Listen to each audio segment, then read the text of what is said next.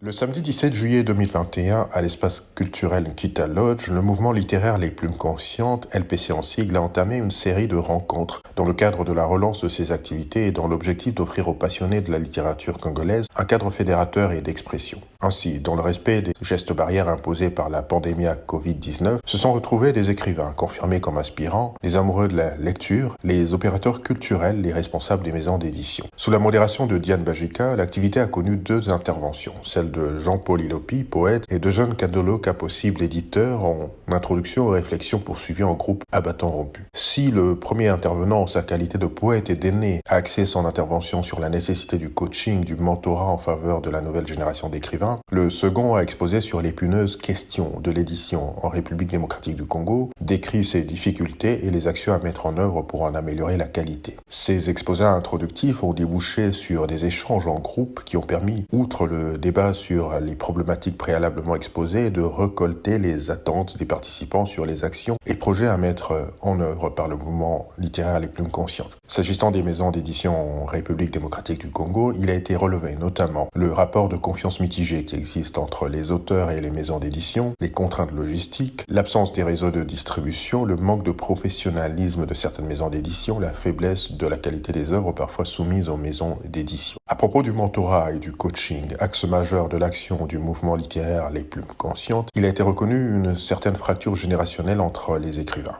néfaste à la transmission des témoins et quelque part en lien avec la qualité des œuvres parfois limite produites par certains jeunes écrivains. La question de l'inaccessibilité des œuvres des auteurs majeurs congolais a également été soulignée. Toutefois, les participants dans leur ensemble ont reconnu le dynamisme et la qualité des œuvres littéraires produites en RDC, lesquelles nécessitent néanmoins un meilleur encadrement. À ce sujet, les multiples attentes formulées feront l'objet d'une exploitation à bon escient par la direction du mouvement littéraire Les Plumes Conscientes en vue de programmer des actions, des projets, de sensibiliser et de mener des plaidoyers auprès des autorités compétentes. Pour terminer, un appel pressant à une mobilisation tous azimuts a été lancé pour fédérer véritablement les amoureux et passionnés de la littérature congolaise autour de la vision portée par le mouvement littéraire Les Plumes Conscientes. Une vision mobilisatrice, un sursaut de conscience quant au rôle de l'écrivain congolais pour l'éclosion et l'éloge de la pensée profonde et structurée, porteuse d'idéal et de rêves pour le développement de la République démocratique du Congo. En attendant de connaître les prochaines activités du mouvement littéraire Les Plumes Conscientes, les adhésions désormais ouvertes sont à solliciter en écrivant à l'adresse mail lesplumesconscientes@gmail.com.